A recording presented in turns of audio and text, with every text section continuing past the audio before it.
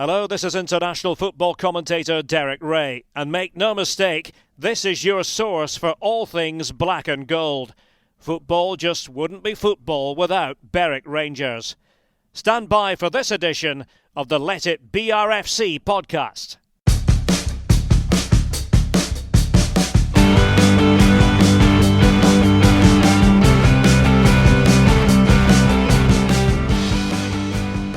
Welcome to the Let It BRFC podcast.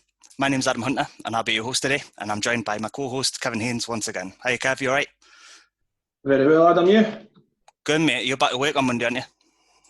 I can't wait. Can't wait. Try and start to get myself back to some sort of normality, get life back into order, and hopefully football follows. Hopefully, yeah. The Premier League announced that they're coming back sort of middle of June as well, didn't they? So hopefully we won't be too far behind.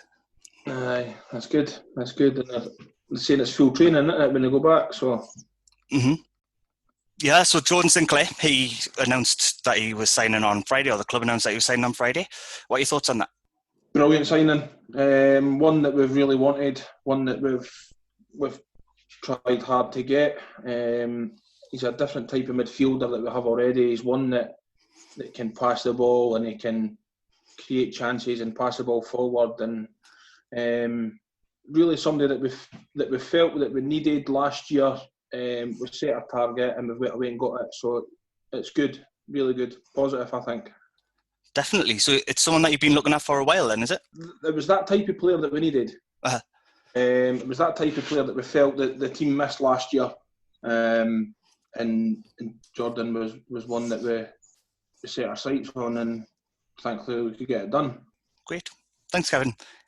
We've got 3 guests with us today, all with an affiliation with junior football around the town.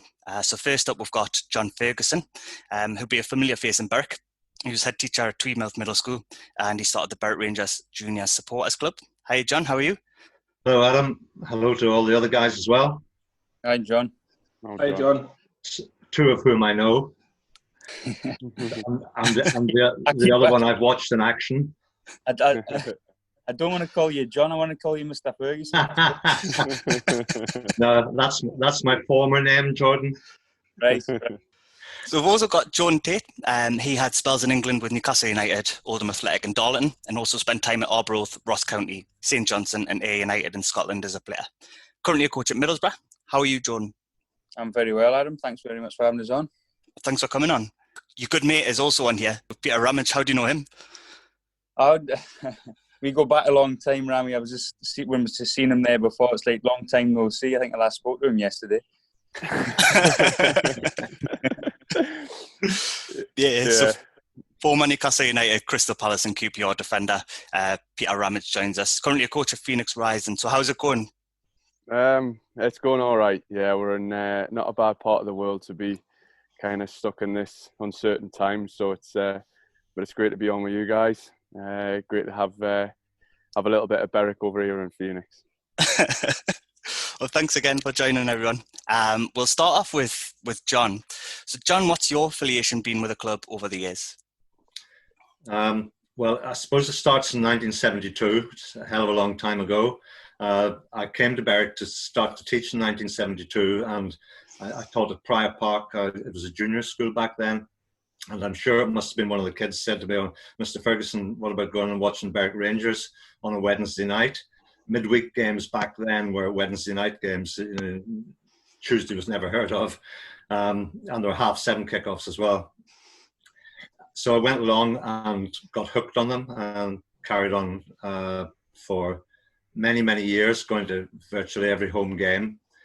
And then we had the really exciting time when there must have been a visionary somewhere on the board who spotted Dave Smith and his availability. I mean, I think at the time, actually, he'd been in America. I think he might have been LA or somewhere like that. And it was the most inspired signing to sign a player of that quality. I mean, I don't think he had any coaching credentials, but he didn't actually need them. And within a couple of years of him coming, well, things really took off. And in the promotion season, I mean, I watched them regularly, was at Cowdenbeath for the big game. And then I think it must have been probably in the September after that Dave started to come into our school to do some coaching. And we must have got chatting after one of the coaching sessions. And he said, would you be prepared to help out the club in some way? And I won't take the credit for the idea for the Junior Supporters Club being mine. I'm sure it was Dave's idea, but I put it into operation. And basically we were trying to get kids interested in coming to watch Berwick Rangers. And we did that by having a weekly session at Berwick High School Sports Hall. Was a new addition. Great big sports hall that was fantastic for kids to play indoor football. And there wasn't a lot of football around for kids to play at the time. School football in Berwick was quite strong. The middle schools were up and running by then. And we had a good cohort of teachers who took football in school. Each age group had a team. And we had what we called a borough team, where the kids from both middle schools came together to represent the Berwick area. And then we played against other areas of Northumberland and played against the might of Newcastle. Newcastle choosing from probably 50 or 60 schools, us choosing from a couple.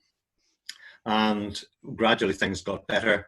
We started to be able to compete with the big schools, the big areas. So that was for, if you like, the elite players. They got into the borough team and there were school teams. But there were lots of kids who wanted to play a bit of sort of semi-organised football. And that's what the Junior Supporters Club offered once a week. Kids could just come along and play football. Boys and a few girls actually came to start with. And Dave came to all the sessions and the kids loved Dave being there and playing around. And we gave them dead cheap season tickets to encourage them to come on a Saturday. We started an organised ball boy and ball girl scheme where they came along. The club provided tracksuits and a wee room for the kids to get changed in.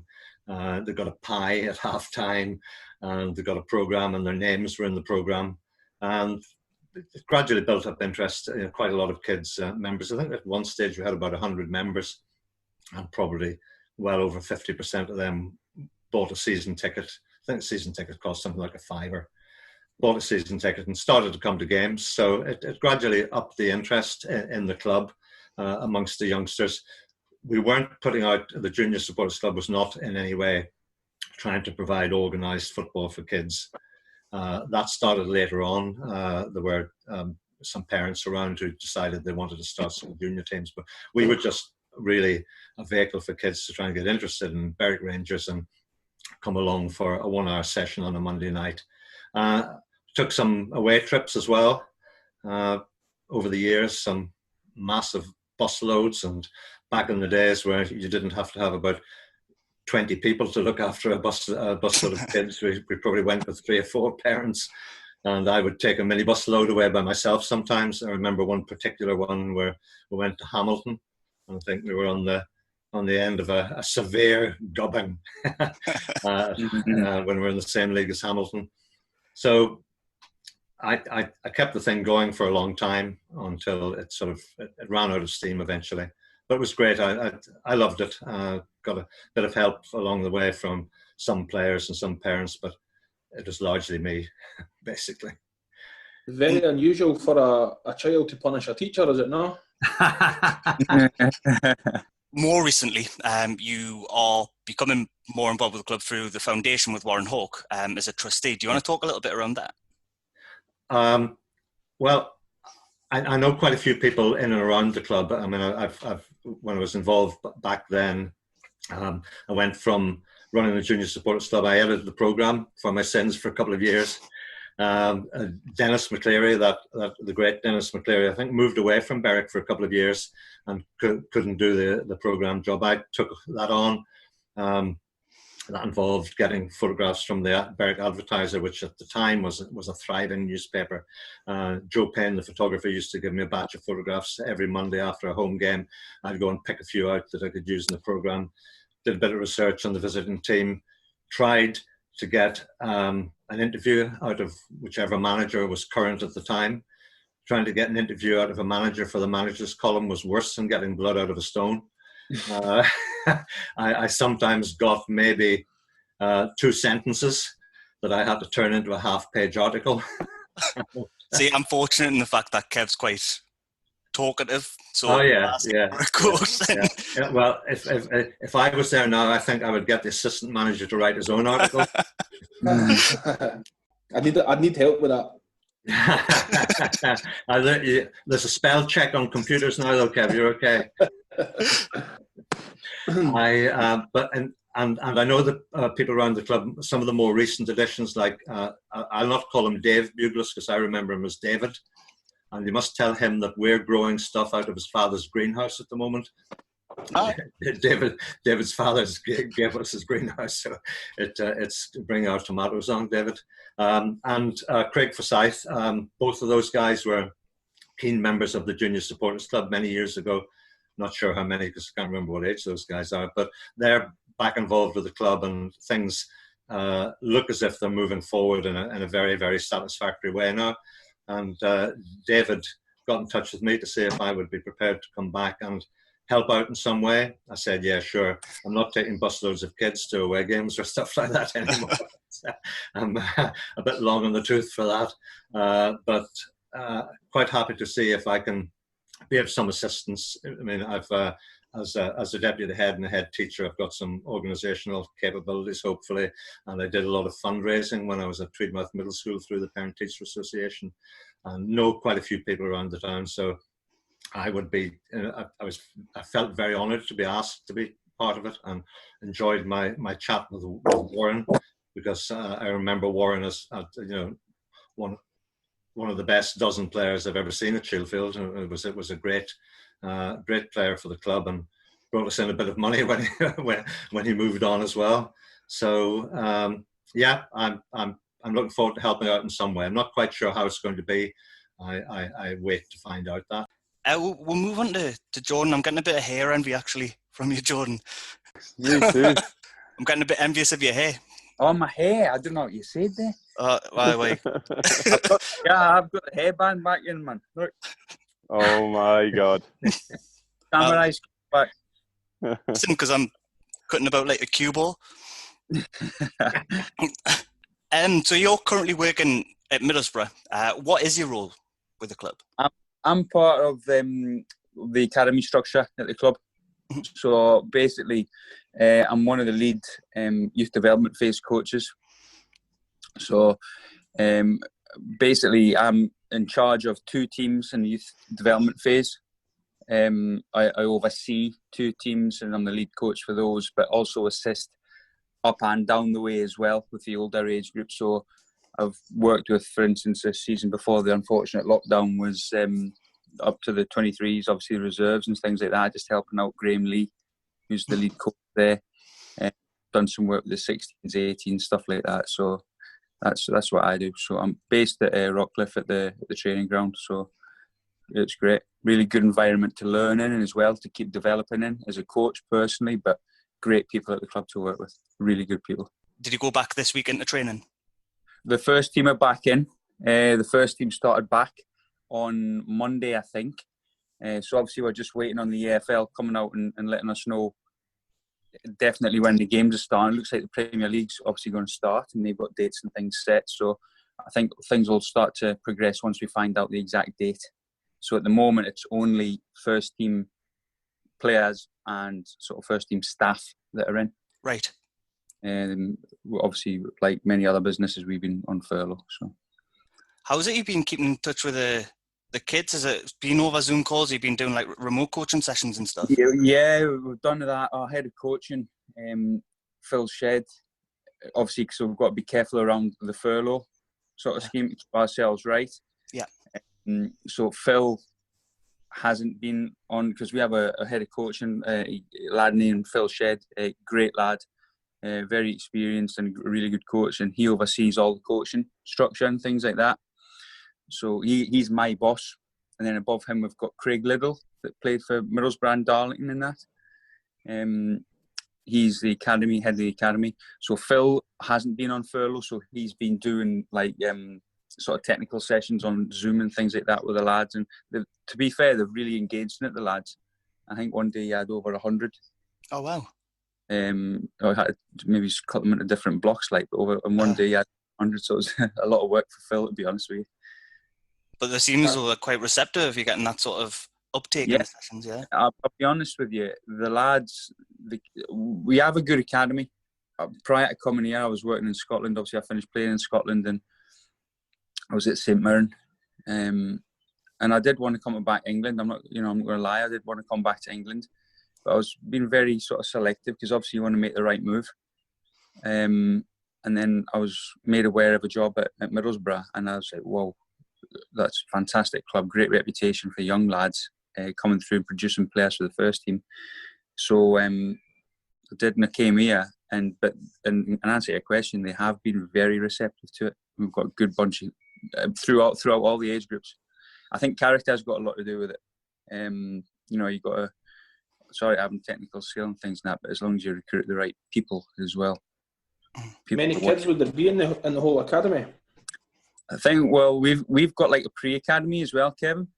So, in the academy, you're talking maybe, well, for instance, between my two teams, I've got about 34 players between my two teams, the main teams I coach. So, and we've got teams from under 9s right through to 23s. Yeah. So you're averaging 16 to 18 per age group. Yeah. So a lot of lads. It is a lot of lads. And we're just obviously fortunate in that Tayside's quite a fruitful area, or the northeast. Obviously, you've got the competing against the other teams as well. Obviously, Newcastle, Sunderland, ourselves, and then not obviously just down the road, you've got Leeds and things like that. So it's competitive, but it's good. Is there a few that you think have got a chance? We'd like to think they've all got a chance. But sorry, a few in particular. I know what you mean, that obviously, but like everywhere else, we've got players that you think, yeah, he's got a chance, but we know ourselves, and you guys know as well, anyone knows in football, things can change, and they can change quickly, for good, for worse, hopefully for the better, but we do have some good young players. For instance, the manager, since we've had Jonathan Woodgate, Woody's been different class, and Robbie Keane's assistant as well, and on the first team, and throughout all the age groups, we've actually, I think we've gave 10 or 11 like academy products debut in the first team this season, which I think that's outstanding. And I think there was a few times earlier in the season that I think it was 8 of the starting 11 came through the academy, and then you had another 3 or 4 on the bench. So it is good. It's an element of pride for you boys, and that's your trophy, isn't it? It is. Your trophy, these boys into the first team. But it is. I mean, it is as well, and it's rewarding. Obviously, I've only been here a couple of years, but for the people that have been here as coaches and seen these lads through from young players. I mean, some lads here have been. I mean, Phil, I think my boss, he's been here about 8 or 9 years. So he's worked with a lot of these lads that are now getting into the first team throughout the age groups. So it must be really rewarding for him. But it's just a knock-on effect as well. You know, it's like, you know how it works. If somebody from the 23s, a young lad from the 23s gets put into the first team, all right, we need to fill that in. And so somebody from the 18s goes to the 23s, 16s goes to the 18s, and it just provides a clear pathway right the way through. And it's a good sort of for the younger lads, so they can see, well, where am I going to get a chance to progress and see a pathway for me in my development from a young age. And they get that here. They do get that. And we'll give them every opportunity. So you're an A-licensed coach. Did you always know that when you finished playing that you would be moving into coaching? I always had it in the back of my mind, and I'm sure like Ramage, obviously coming through Newcastle, we're fortunate enough to work with some great people there as well. Early in their coaching careers. I mean, it was John Carver for me, and Alan Irvin, and Tommy Burns when he came in, and when Kenny brought him in. We left Celtic, and absolute gentleman, by the way. But some good people, and I remember JC, John Carver, made us, you say made us because I was 17, but he made us do a prelim when I was 17, his first year, like apprentice at YTS as it was then, and that was like 1997. And it gave us a bit of a taste for it, actually.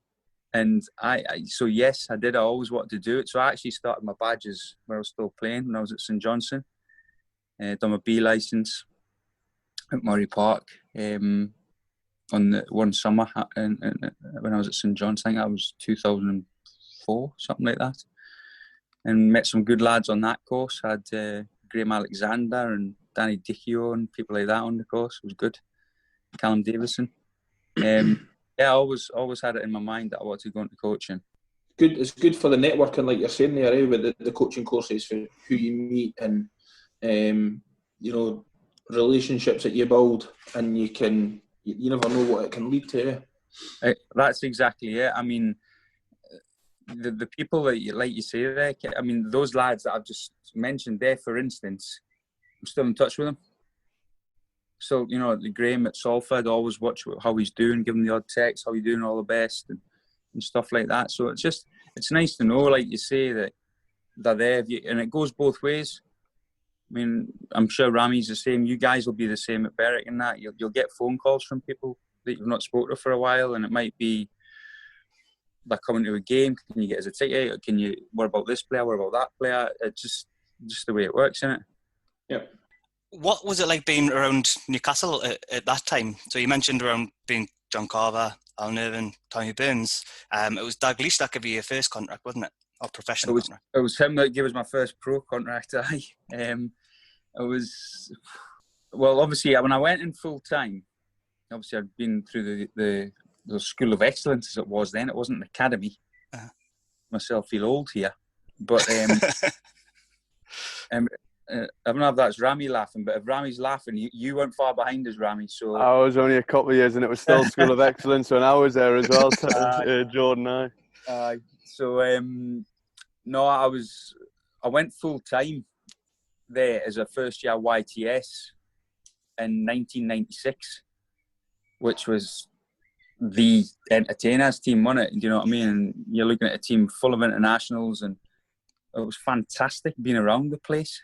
The buzz. I mean, we trained at Maiden Castle at the time, which was obviously didn't own their own training ground like they do now. So it was a university training ground, and it was funny because we had like the dressing rooms down the corner at one end, but if a student wanted to come and play badminton, he could just walk into the changing room and just go and next to like David Nola if he wanted. Do you know what I mean? It was just random. But I think that sort of maybe helped in a way as well. And then obviously we were going around doing all the jobs and that. And yeah, you form, like Kev says there before, you form good relationships with like your first team players and things like that. Obviously, the way it was then, you all got allocated. I don't know if it happened when you were still there, Ramy. Did you get allocated a pro to look after? Yeah. A couple of pros. Well, no, we were. Then by the time we moved into Maiden Castle, the first team were at Chester Street. Right. So, but obviously when I went in, we all got allocated 2 or 3 pros because we all trained at the same place at the time. So I had Keith Gillespie, Alessandro Pistoni I had, and you just form good relationships that way with them as well. So yeah, and then obviously that was under Keegan. He obviously left in the January 97, and Kenny came in, and he gave myself and I think it was Aaron Hughes. In fact, it was Aaron pro contracts fairly early, which I was over the moon with, obviously.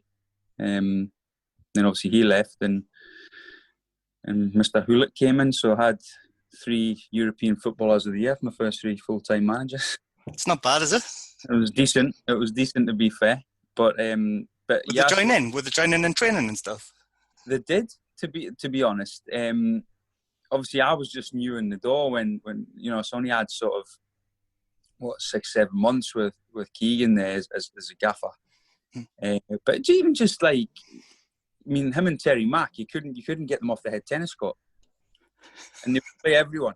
every morning, like the head tennis would be going at 8:30 in the morning, right until like 10:20 before you started training at 10:30. Nobody could beat them.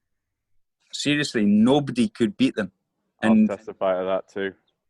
they were frightening, weren't they? Yeah, ridiculous. And I mean, Terry Mack, they used to talk you out of it as well, like especially of young lads. I remember one story actually. I'll just do this really quickly. There was like a walkway around me, wasn't there? And when you used to, the gym, the sports hall, and there was like the little barrier. You just like imagine sports hall. People used to stand and watch. So you'd get coaches and students walking past, watching, you know, Keegan and that and whoever, first team lads, some of the young lads would play, anyone playing head tennis. So there was only about 3 of us standing watching at this one point, and the gaffer and Terry Mack beats like someone else. I think it was actually Alan Shearer, Rami, that used to just be a dog. Used to just get everything back over the net. Unbelievable. And I think they beat him and somebody else, and Terry Mack's like, right, come on, next, who's on? Next thing I know, there was one of the lads I didn't have trainers on, I just had flip-flops on. And one of the lads next to me had trainers on. He literally flipped his trainers off and ran away. So there was just a pair of trainers left. Like that, I didn't want to play against the gaffer. But no, so I had them, which was a fantastic atmosphere at the time to be around the club, and used to get people thousands come to watch the first team train that day. So the place was buzzing. And then obviously early in that season, Rami, I'm going to give you a mention here actually. Early in that season, you had we beat Newcastle. Newcastle beat Man United 5-0 at St James's after they'd done us in the Charity Shield. We'd been down in Charity Shield, and I think they'd done us 4-0 in Charity Shield. Yeah, 4. And I think that might have been Mr. Ramage's debut on the telly actually. In the final game, when, I don't know if you're aware of this, Adam and Kev or John, but afterwards, I was on what they called match duty that day. So it was my first years of YTS. We used to have 2 lads in and around the dressing room. You were there maybe 2 or 3 hours before, helping the physios and the kit men set up and all that. And you used to sit on the bench and be in at half-time, pre-game talk, post-game talk, and just loved it. So I was doing that day. And next thing you know, Mr. Ramage is on the pitch congratulating Alan Shearer on a great victory at the end, and it gets caught on Sky Sports. I don't know if you've seen that before, lads, have you? I saw it, yeah. Have you seen it? Did I give you much stick for that, Peter?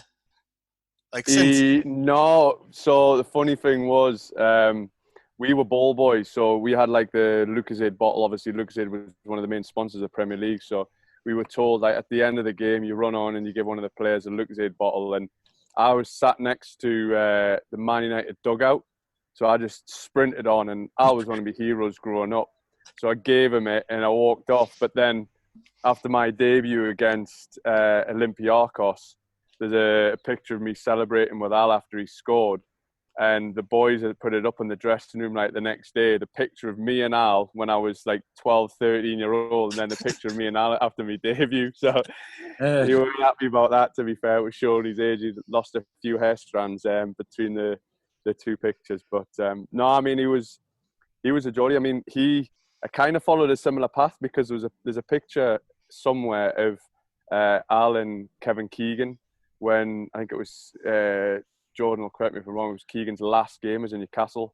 The helicopter, wasn't it? The helicopter. So there's a picture of Alan, Kevin Keegan, and then, you know, obviously Alan went on and Keegan signed Alan at Newcastle. So, you know, that it's somewhat similar circumstances, you know, a boy to a man, and for him, and, you know, dreaming to be on the pitch with his hero. And it was just, you know, it was no different for me. You know, I was idolising Alan Shearer growing up. You know, I had his name and number on the back of my Newcastle shirt. And then, you know, obviously to go on and play alongside him the latter part of his career was, you know, like it was a dream come true for Alan. It was a dream come true for me. Yeah. What do you mean it was a dream come true for Al to play with you or beating Newcastle? Both. If you played with him and been an ex-teammate, then you'll be able to shed some light on him personally. What's he really like, Shearer? Because he's one of the funniest I mean, Jordan will tell you, he was in and around him at his pomp as well. I mean, he was probably one of the funniest blokes I've ever come across. He had a real affinity with the young lads. He really looked after us, but we were always at the butt of his jokes. So, I remember I was a young kid. It was actually talking about Terry Mack. We went to international break. It was the season I actually made my debut, but it was just prior to it. We went to Dubai, and I won on a lot of money. And then we went to Dubai, and it was under Souness. We basically went for a jolly up, to be honest. We were up at 6 o'clock playing a game of golf, and we had a training session in the afternoon. But all the training session consisted of was the UK v the rest of the world, and it was a five-a-side. And to be honest with you, half the time we were drunk when we were playing, but it was just a break to get away from it. Wherever we went to Dubai races, and I don't know if you've ever been to Dubai, but Dubai races, it's a bit of a dry country and whatnot. Well, we were in a champagne tent, and it was just literally, champagne was just flowing. But because I was a young lad, I wasn't on a lot of money. I was the gopher. So Al didn't drink champagne. Steve Harper didn't drink champagne. So literally my job was to go 1.5 miles around the track to go to the bar, get all the pints, go all the way back, give them to Al. By the time I got back, I just handed over the pints, took the bar tray, and that made me way back. I must have done it about 5 or 6 times. And by the time it was the end of the night, by the time I'd literally come back, pint glass was empty, put back on the tray, and you're walking around. But he looks after me. He really looked after me. I tested, but that's exactly, Jordan, it was kind of like a test to see if I did it. And, from that trip, he really, we formed quite a close bond in a couple of years. He always went to play golf. Michael Owen had his helicopter, and I was the first one to drop me a text, come on, you come to play. So literally, Michael would fly his helicopter into Al's back garden, would jump on the chopper, fly off to play a golf course somewhere in the UK, have a bit of food, go and play another course in another afternoon. Oh. Is that Alan Shearer? You say, why are you telling them these stories? But yeah, he just had a real affinity for the kids, and it was great that somebody like that would take the time to look after us. So I have a lot of time for him. Jordan, for yourself, what was your highlight of your football career? I'm probably going to go for a game that I enjoyed the most, like playing in, and it was actually for Arbroath.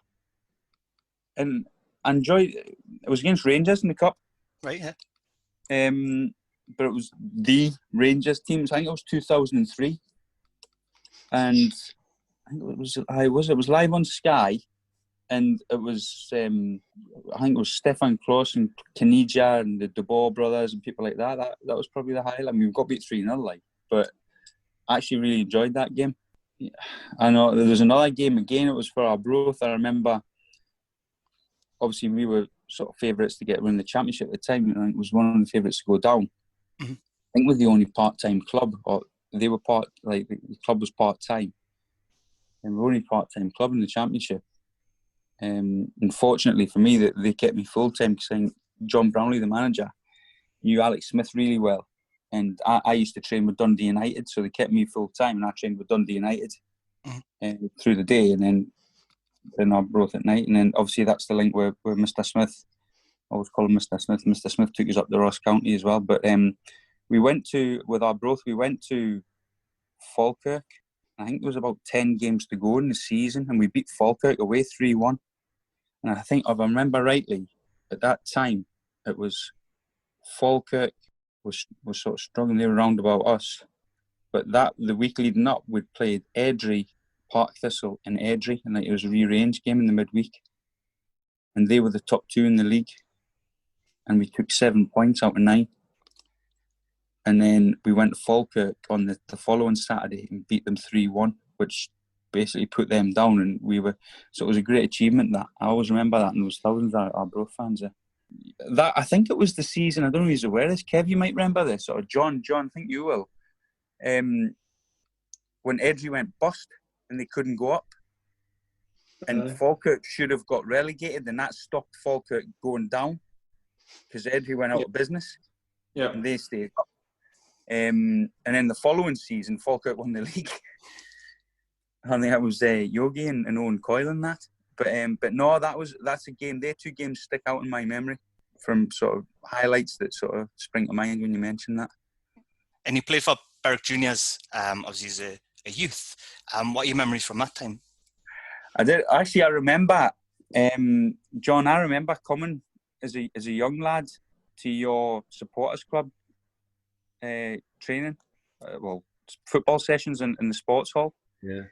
And I think I was the youngest there because I always seemed to play with older lads when I was younger. Yeah. You used to come regularly. Aye, and I loved it. But I actually think when you're on about that, that helps in the progression actually as a young player. If you can go and test yourself against older boys and get yourself out of your comfort zone. So I was doing that, and then Berwick Rangers, I think they sent one team when they first started Berwick Rangers Juniors. I think they sent one team to Holland. They'd done an exchange with Zeewolde when that started. Great trips. I think that's still on the go. Well, it is, yeah, because I actually follow them on social media, the Berwick Zeewolde exchange. I think it was meant to be, the Berwick lads were meant to be there this week. Yeah, it was. They were. My little nephew was supposed to be there. Joanne Anderson, who's at Tweedmouth Middle, her son Max was supposed to be there this week. Speaking to him the other day, he was gutted that he's missing out on the trip. I think he was going to stay with Gary Watson. Oh, was he? Gary Watson's out there, the Berwick lad. Yeah. Well, Gary. Well, the first trip I went on was because there was a team. Robert Johnson took one team across and done an exchange, and then I think 2 or 3 years later they started up a couple of teams. So there was like my age group. I think I'd be maybe around 12 at the time. So you're talking maybe it's 1992, I think, John. Correct me if I'm wrong. Could be about right. Yeah. Around 92. I'm not sure. And they took two, and then the year, but like there was my age group, and then the year above, so it was like a 12s and 13s team. I was playing for the 13s, and we went across. And like Rami said, what a fantastic trip!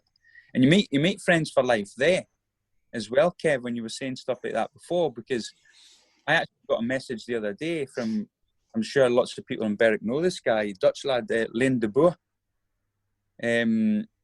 who's basically a video analyst now for Go Ahead Eagles in the Eredivisie. Right.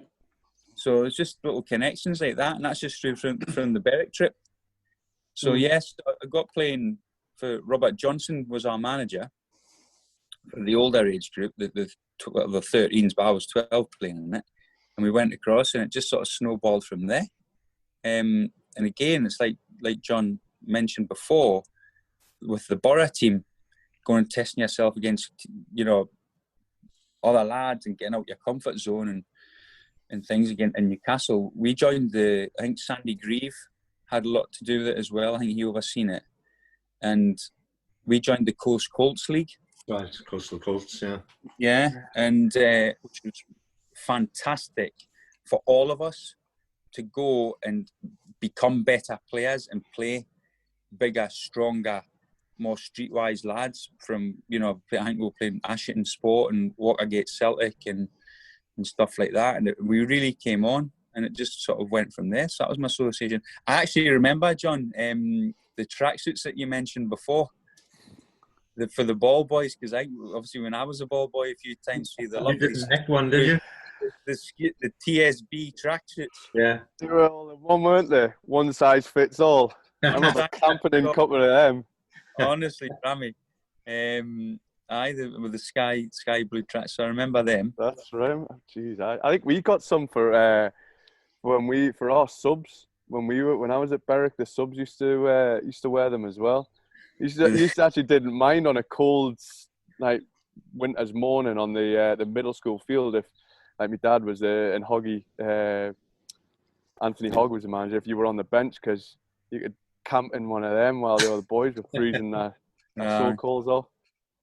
But no, so that was how I was associated with Berwick, and then obviously done that for a couple of years, and then fortunately, because I think Rami will tell you, and you lads know, sorry to have an ability, but you need luck as well. So fortunately, got on a few teams' sort of radars and ended up signing S forms at the time for Newcastle. Did Newcastle have a specific scout who spotted you, Jordan? Do you know what, John? I actually don't know the answer to that question.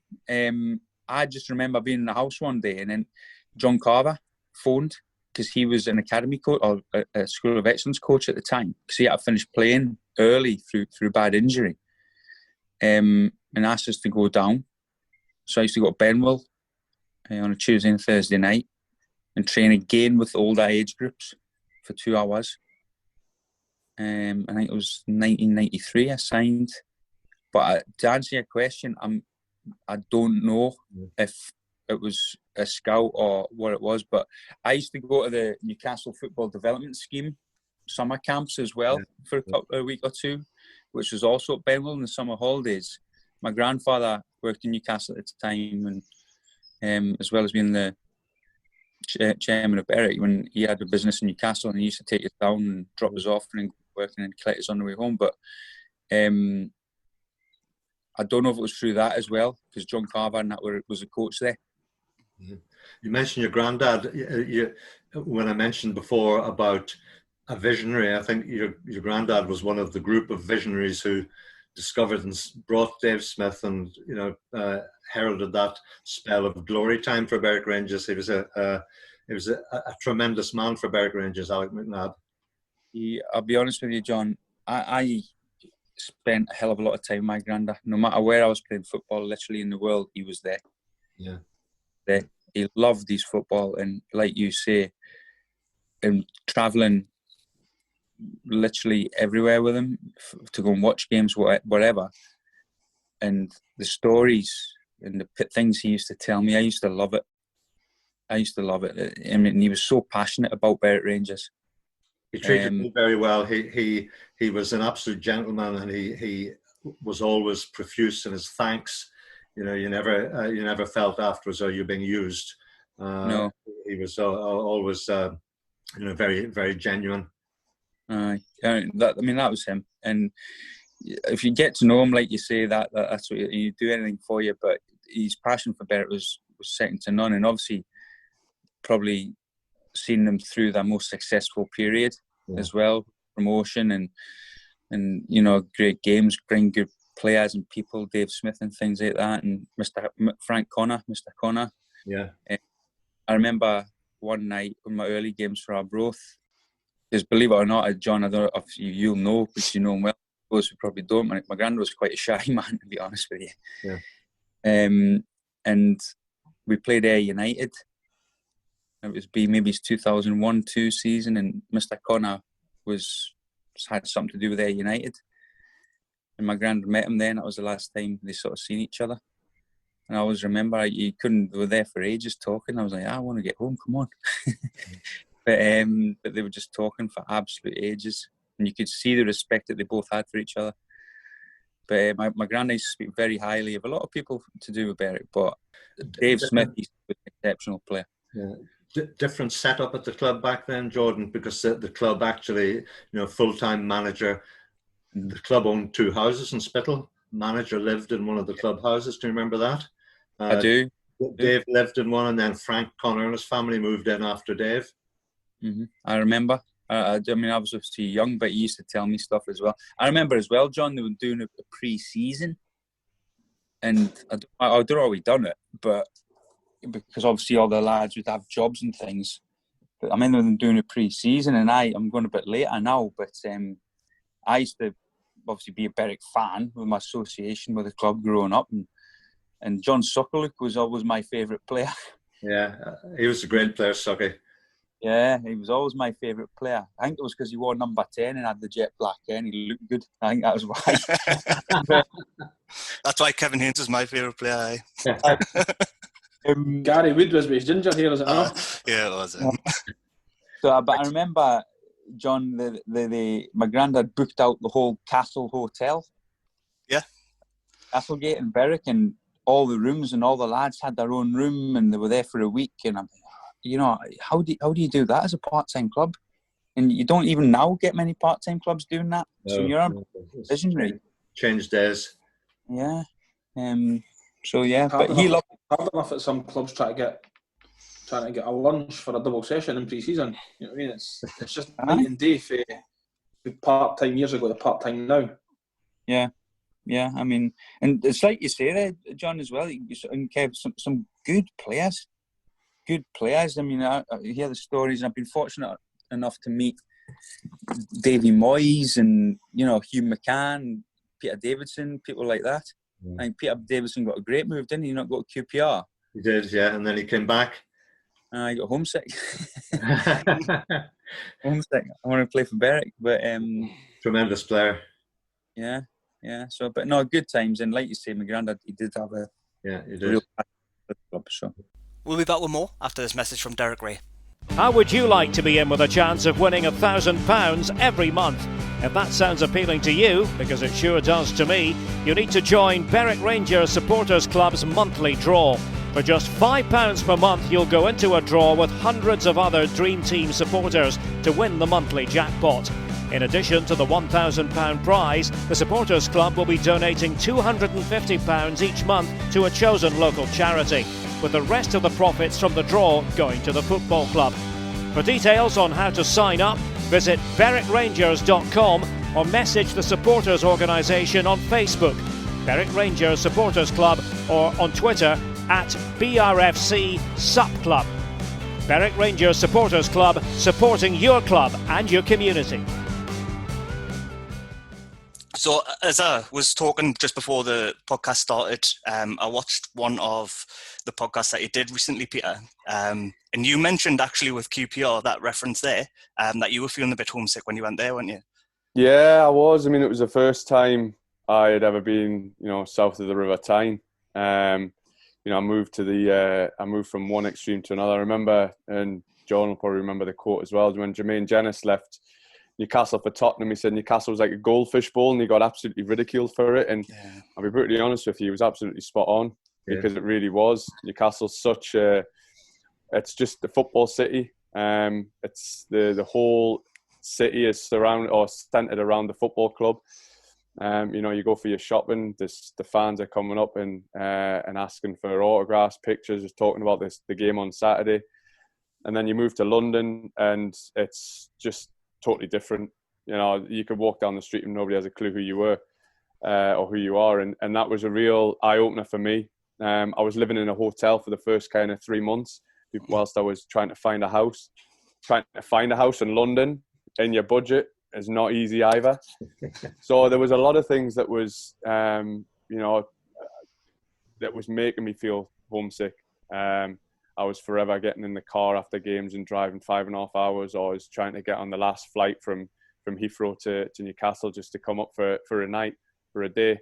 And then my mum and dad just basically banned us from coming back. They said, you're going to have to sort yourself out. So it was, and it did.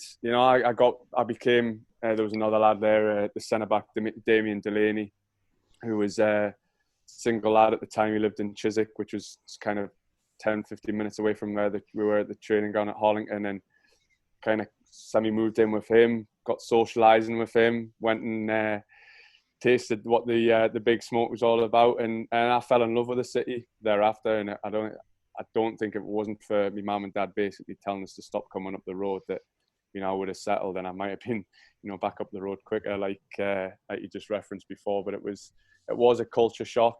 It was a life shock for me. But the football club, like QPR, was brilliant with us. They allowed us, they gave us an extra day off the Monday to go up and sort myself out, which I really appreciated. Is that Ian Holloway? No, I signed under Ian Dowie. All right. Ian Dowie was actually it wasn't. It was some Italian. Officially, I signed under Luigi Di Canio, who was an Italian fella. He signed. He didn't sign me. It was Gianni Palladini, who was the managing director. He signed us, but he signed us with the knowledge that the next day Ian Dowie was going to be installed as manager. So, I was speaking to Ian Dowie and John Gorman, obviously the legendary coach, who was with Glenn Hoddle at the England setup, and John was one of the first people I spoke to when I signed, and They sold me on the vision of what the club, they had the 5-year plan, as so to speak, as it was then, to get into the Premier League. I think it turned into 3. In fact, it turned into 3. And obviously the documentary film came out about it, which was another experience that was great to be a part of. Did you work with Dowie at Newcastle? No, or was he already? No, he went in with Alan Shearer after he got sacked at QPR. He didn't last long. He didn't last long at QPR. I mean, that was the stupid thing. We started the season off like a house on fire. I think he only lasted 15 games, but I think we won 8 of them, drawn 3 and lost 4, something like that. We had an unbelievable record to start with, and I really enjoyed working under Downer. He was a really good manager, a really good coach as well.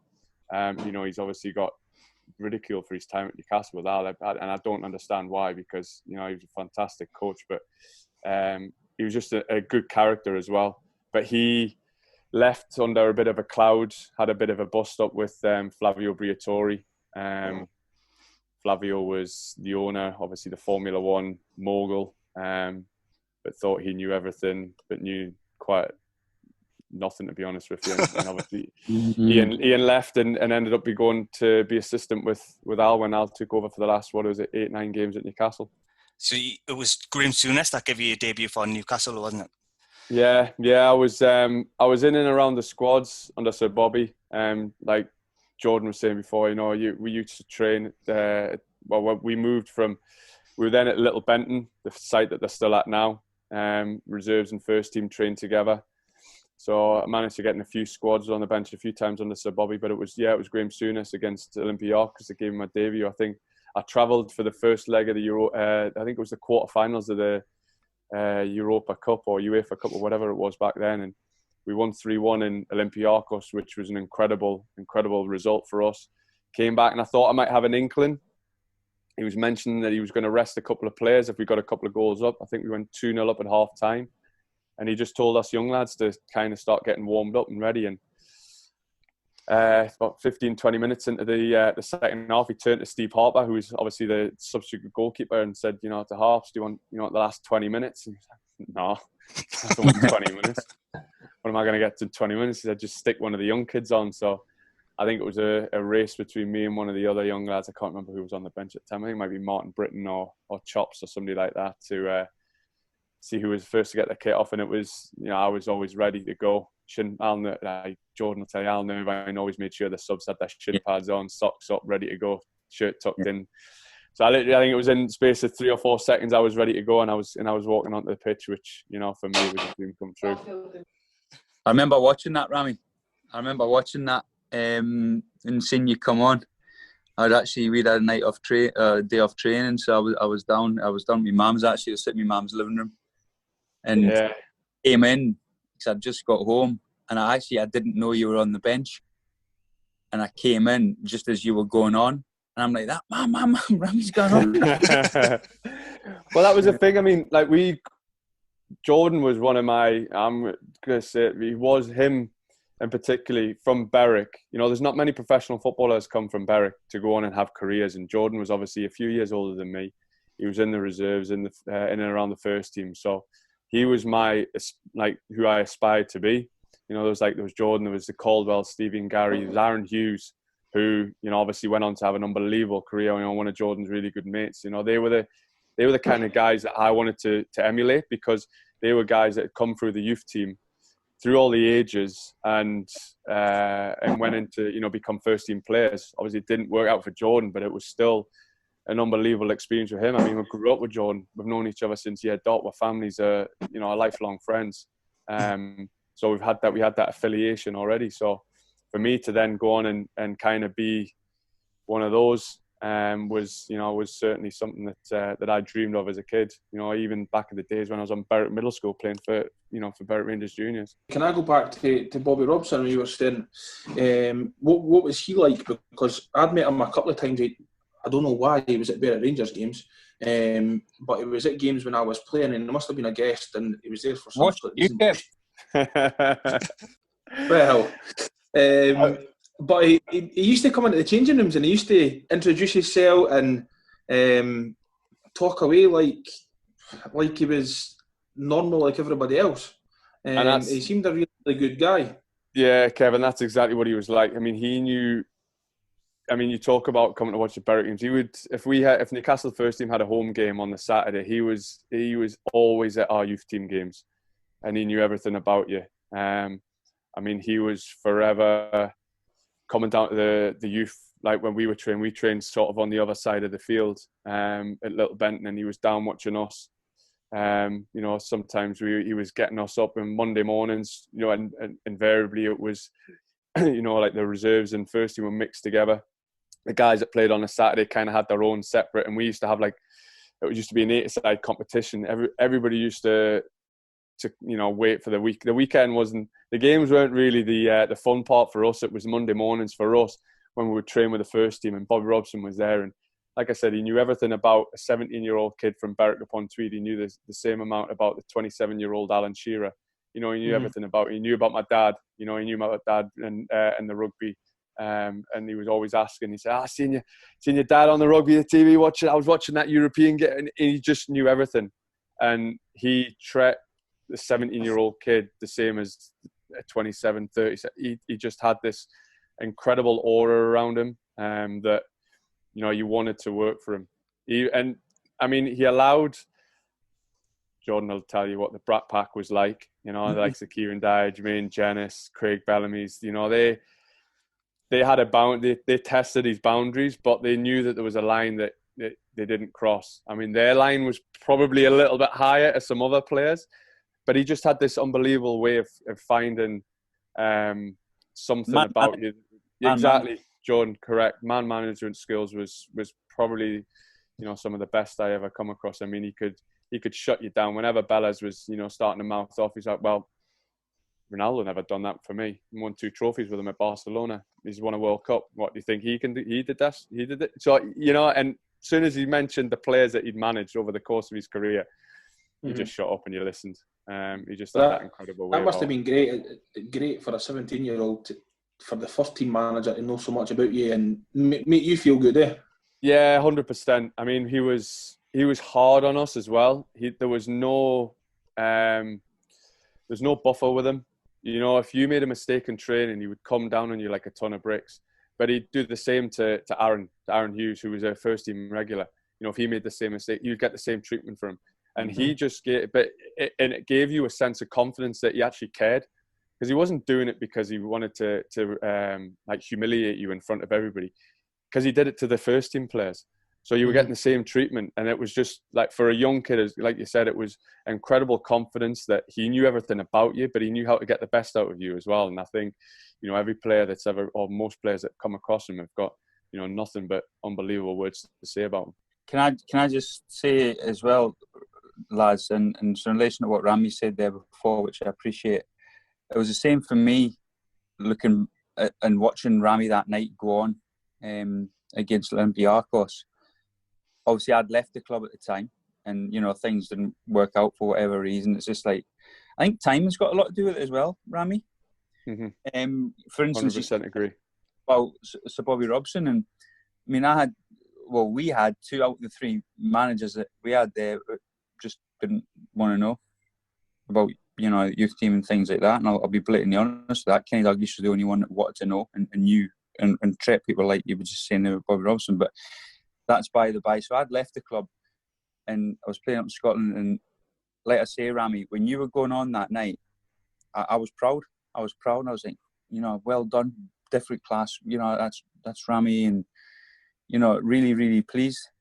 Do you know what I mean?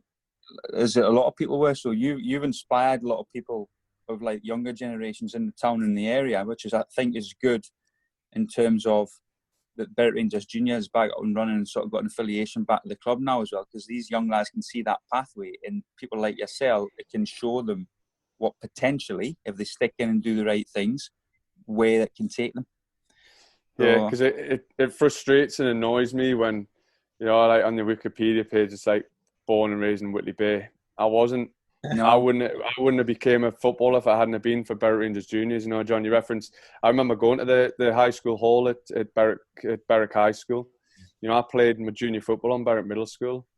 fields for, like, I played the year above with, you know, like I said, Anthony Hogg and my dad were the managers. We played, you know, Mark Reed, John Dodds, James Jury, you know, Stephen Dickinson. There's people like these guys from Berwick that, you know, helped me get to where I was. And, you know, my Jordan references, you know, granddad before. My granddad was driving me up and down the roads on Tuesday and Thursday nights for the first year that I was at Newcastle. My dad worked in Gosforth, so my granddad would pick us up from school and drive us down. If it wasn't for the town, I wouldn't have gone on to have the career that I had. And it frustrates and annoys me when people reference me from Newcastle or Whitley Bay, or, you know, I know I was born in Ashington, but I was only there because Berwick didn't have an infirmary for kids back there in 1983. You know, it's what my mum always says. It was either you got the Scottish borders, or you go down to Ashington when you're getting born. And it frustrates me because I'm from Berwick. You know, I was born and raised in Berwick, and Berwick was what helped me, or how was the beginning of my, you know, footballing career. And, you know, whenever people say, "Oh, you know, you're from Whitley," no, I correct them straight away. I'm from Berwick. You know, it's a little town that's, you know, a couple of miles south of the Scottish border, and you know, so it is a town that, you know, gave me my beginning in my footballing career and set me up for the life that I've lived so far. The middle school football situation was good back then, though, wasn't it? It was brilliant, John. I mean, had a good setup. We had some good guys, Wolf Renton, Dougal Moyer, who was correct colleague with the under-13 Borough team, Maurice McGonigal and Peter Oliver, put a lot into it. I mean, back then we even had Saturday mornings for school football. There's virtually no school football these days. It's died completely. It's people like yourselves and the people that you correct. It's people like, you know, a John Ferguson, a Maurice McGonigal, a Dougal Moyer, people like that, and even gone away from the school side to Robert Johnson grassroots coaches, which give these lads and people and young and girls as well. I mean, you referenced some ladies like coming to the football and that as well, and women's football's getting big now. So, I mean, Lucy Bronze just down the road. I mean, she's from Anakin, she. Lucy Bronze. Belford, I think, possibly, is she? Belford, well, there you go. I mean, but it's people like yourselves and grassroots coaches that make the whole thing work. And when I say the whole thing, I mean from there to Mourinho to Sir Alex Ferguson. Because without that base and the opportunity and the knowledge that you guys pass on to the young players, they can't develop in the right path and go the right way. And I think that's so important. So yeah, but it was like, John, it was just, you know, you go back, you asked the question before about Jordan and the scouts. I think Berwick is kind of a forgotten town for football players as well, because I know coming through my time, I wasn't the best player in that junior team. You know, I struck lucky. You know, I was Jimmy Blackhall was the scout that came in, and I think it was a game that you probably watched one of the school games. You know, John, you referenced it before. You know, we used to go down to the Newcastle schools to play in like the county competitions and the borough games and things like that. But you know, my team, and Jordan probably had the same with his team. There was a lot of really good footballers. You know, and I wasn't the best at the time. I just struck luck. You know, I got lucky one game. Newcastle scout watched us, and you know, we had the Saturday morning, like Jordan said, in the summer camps. You know, Rob Aitken, who was part of the foundation, who's part of I think was part of the Newcastle Foundation. Terry Mitchell, who Jordan knows. These guys were coming up and giving summer camps at Berwick upon Tweed on the middle school in the summer. You know, my mum and dad would pack us off, and 9 o'clock in the morning, you'd be there for 6 hours. And you know, the amount of players that have the ability to go off and play, it's a crying shame that there's not more players are getting opportunity at professional clubs. I just think from a geographical standpoint, it kind of it's to the detriment of the kids that they don't get picked up, because it's a tough place to come and watch. You know, nobody thinks that Berwick is a hotbed of football, but it is. Untapped resource. I was saying this time, and it's such, and for either, I mean, it's ideally located geographically for Scottish clubs and for English clubs. So, but like I say, I think the good thing is now I'm told that the Berwick Rangers Juniors officially do have an affiliation now with the club, lads. Is that right? Yeah. That back. So that's really positive. And I think if we can just keep driving this and keep, you know, driving this forward. And another big thing, elaborating on what Ramage just said, support network that's around you as well. So important. So important. I mean, I was fortunate. I had my granddad taking me up and down the road. Rami had his granddad taking him up and down the road. Sometimes, you know, I've seen like grassroots coaches, John, who maybe if a young player, and I'm not specifically saying Berwick, I'm just saying anyway, if a young player maybe doesn't have that home support network, I've seen teachers step in and transport the lads to training and go way and above what they should be doing just to give these people an opportunity. So I think a support network around and a mentor even for young players is such a positive thing and can have really good impact on them. But it's not just within football, that, isn't it? It's the outside of football. So it's keeping them out of trouble, keeping them not so much off the street, but it's giving them the platform in order to learn them life skills. Exactly. I mean, the thing, you've got to have the facilities as well, though. You know, I don't get up to Berwick as much as I'd love to, maybe once a year to get up, but you've got to have facilities to keep them out of trouble. So you've got to have pitches and you've got to make them available for the kids to go and play. You know, John, you said before, I drove past the middle school and it's all fenced off now.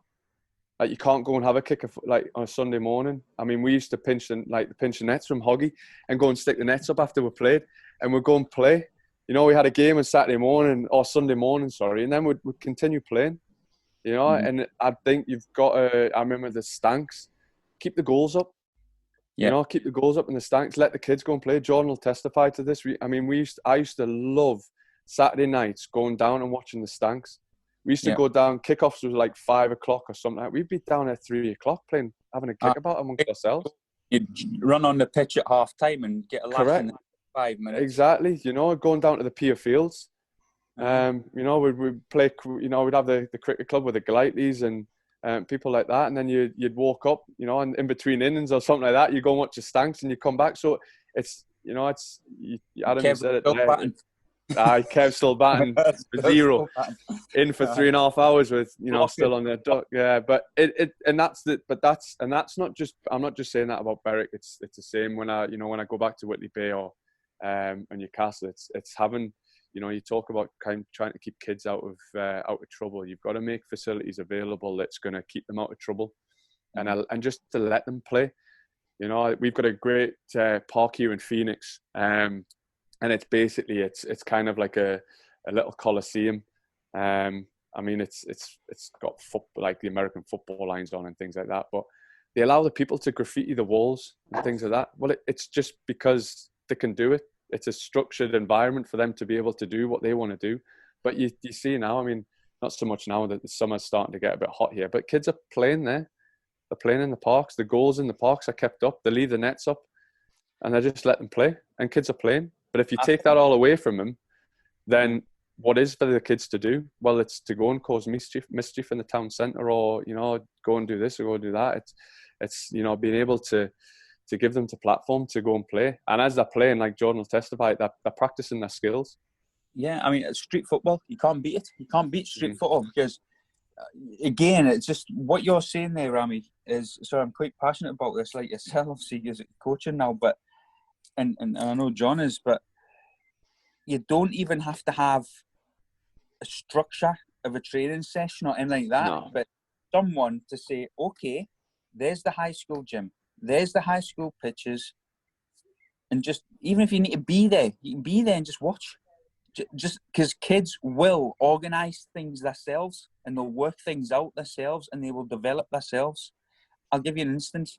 One Sunday, this season before the lockdown, we had the academy home. We had Leeds here at the training ground on a Sunday. So Leeds brought, I think, 3 or 4 teams, and we were playing all our teams and what have you. And one of the part-time coaches came and knocked on my office door. And he said, George, come and have a look at this. I said, what? He said, come here, come at the sports hall. So we've got a big indoor sports hall. Rami, you've been, haven't you? The big Astro indoor sports hall. Brilliant. And he said, come and have a look at this. So I said, what is it? He says, come. So I went through and I just stuck my head in the door. Our under-9s were playing Leeds under-9s, and so were the under-10s, right? The players, obviously all the parents were dropping them off.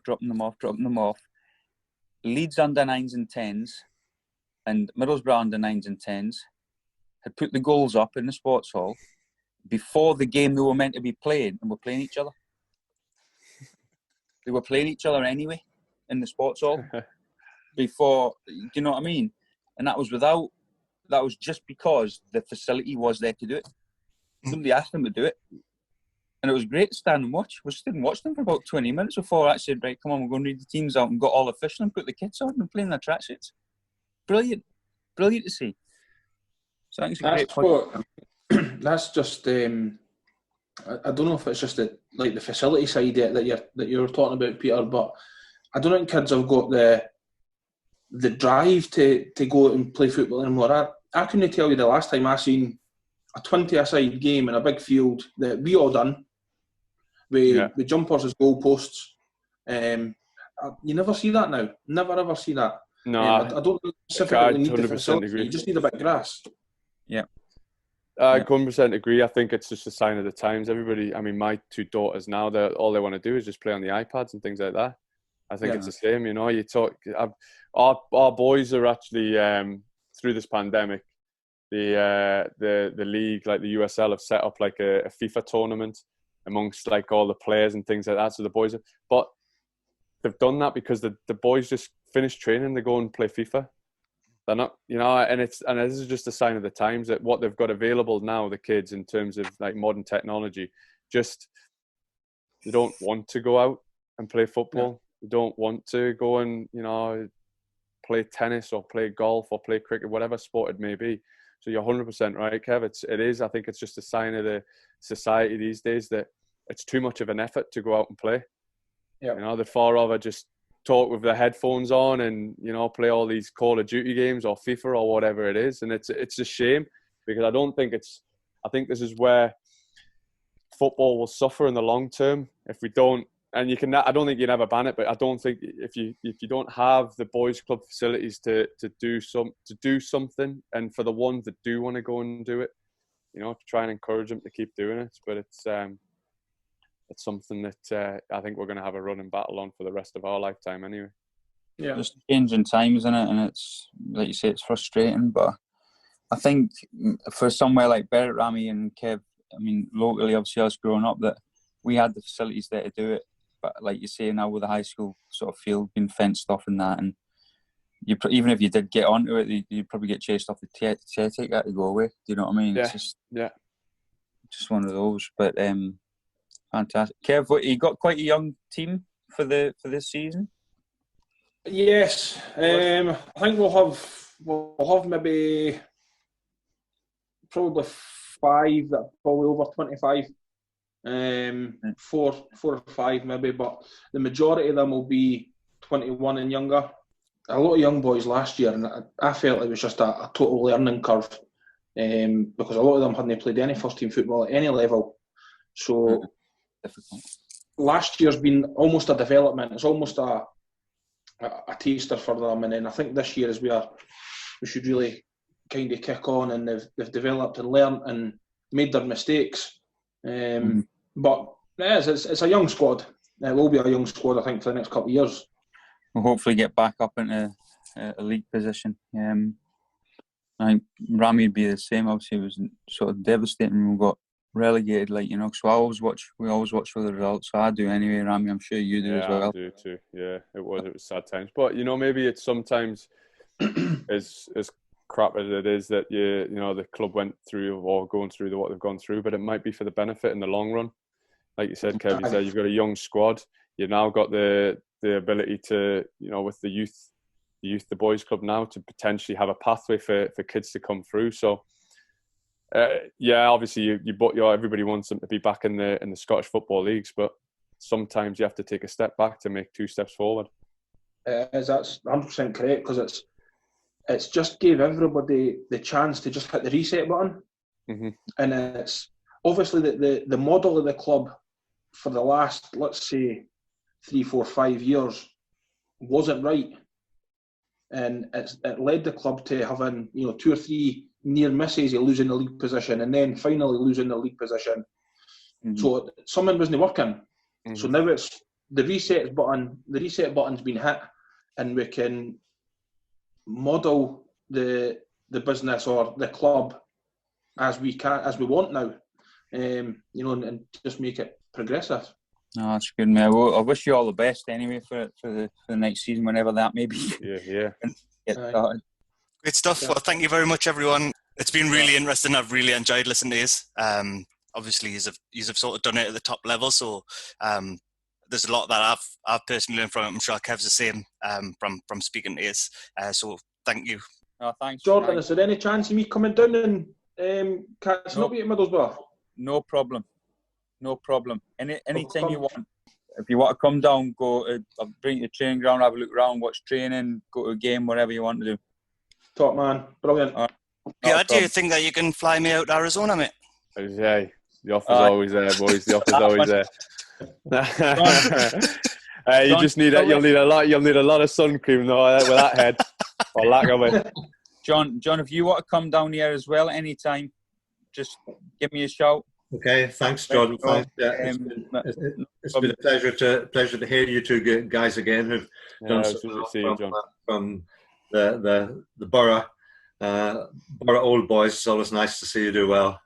No, I'd say, but like I say, I'll thank you now. I mean, God, it's a lot of years, but like I say, thank you, because people like yourselves that facilitated us and started us off in our development. So without you guys giving us a start, then who knows what might happen to me, Rami, or whoever coming through. So yeah, I agree with that.